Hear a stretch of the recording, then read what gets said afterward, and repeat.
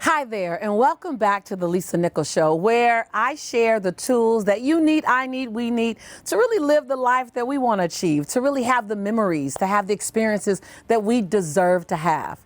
I love your comments. Your comments make a huge difference. I mean, that's what makes us tribe here. And from the episode, How to Get Unstuck by Shifting Your Mindset, I love Angie. You said, hashtag BOL explanation point. Lisa, this is exactly what I needed. I am, capital AM, taking the power back and writing my current chapter and future chapters of my life. She goes on to say, Angie says, you have inspired me to assist others. And I love sharing what I've learned from you with others in a conversation. Go on, Angie, share this stuff. This is your tribe. You get to take all the credit for it as well. Also, from the same episode, Chanello says, I mean, like a major y'all. Like it was like 17 H's. Like, Hashtag BOL. And for those of you who don't know what BOL stands for, if it's your first time here, that's Breakthrough Out Loud.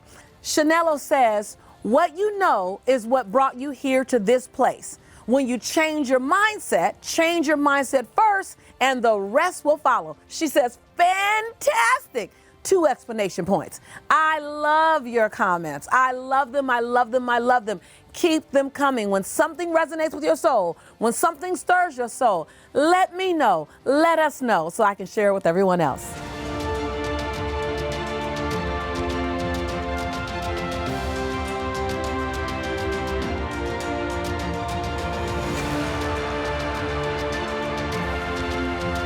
You know, so many people ask me on so many different platforms, how do I find the courage to ... As if courage is something outside of you. You don't look under the pillow at home. You don't look under your bed. You don't look in the glove compartment of your car and go find courage. So let me just start off with saying you don't find courage. You cannot find courage. You choose to not allow the fear to manage your choices. So I know that sounds like that's just like want, Lisa, but I'm gonna always tell you the truth. If I told you how to find something, that means that you don't have it already. I'm not gonna tell you how to find something that's not lost. The reality is, when you are more consumed with what other people's perception of you than you are with your own truth, you will always feel like you're not enough. You will always feel like you're not enough, because no matter how far you come, no matter how far you go, someone will always believe that there's further that you can go, which they're true. It's truth.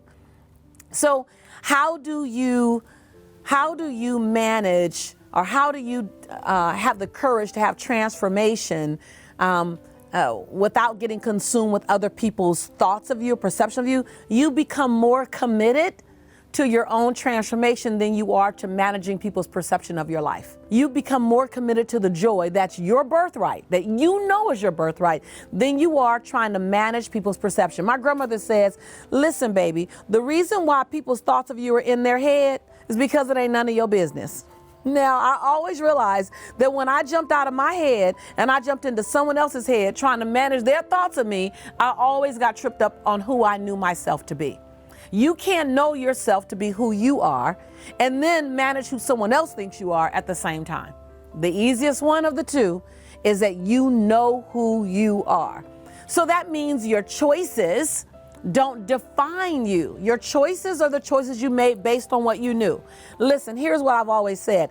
I made the best decision I could based on what I knew in that moment.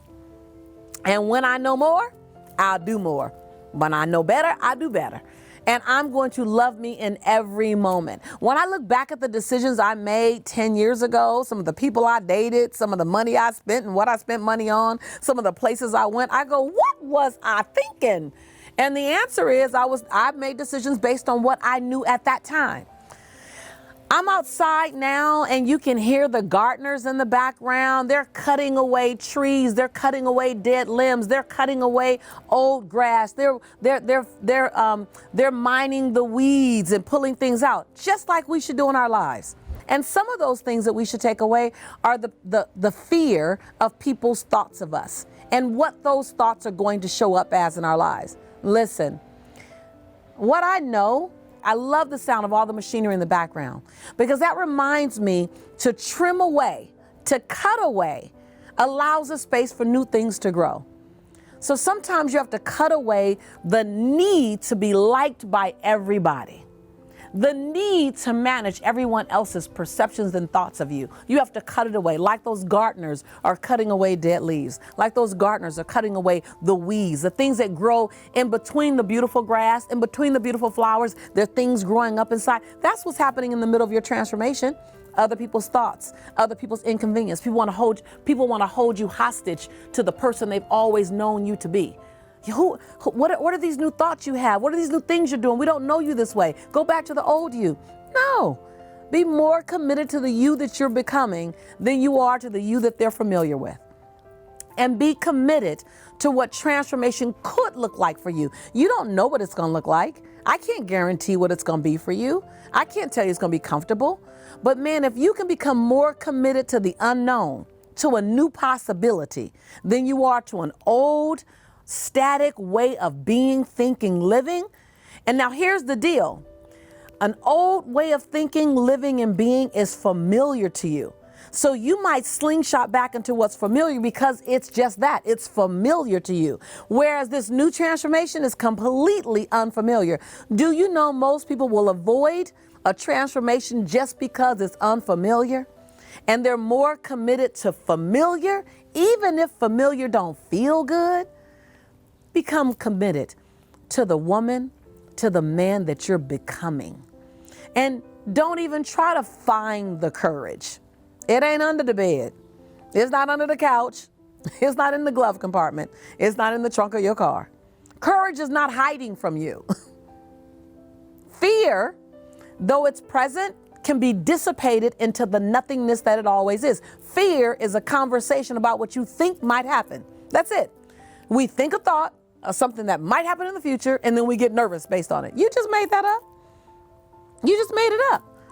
So don't find the courage.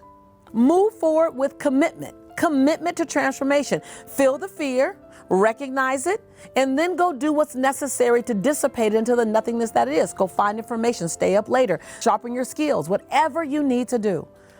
Listen, I never found the courage. I didn't find the courage. I just stayed in the grind long enough for the fear to dissipate.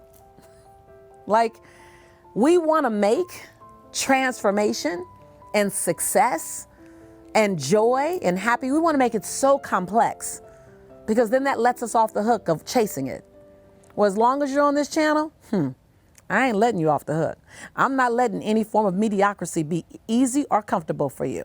So just know when you check in here, I'm only coming for your greatness. I'm only coming for your breakthrough. Why? Because that's your birthright. That's our birthright.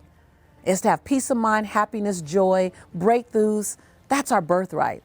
And as long as we're breathing air, I'm saying let's go get what's deservingly ours. I don't know about you, but I'm going to get mine. And I'm inviting you to come along too. Remember, now, this show is not a monologue. I am not interested in tap dancing and entertaining you. Nope.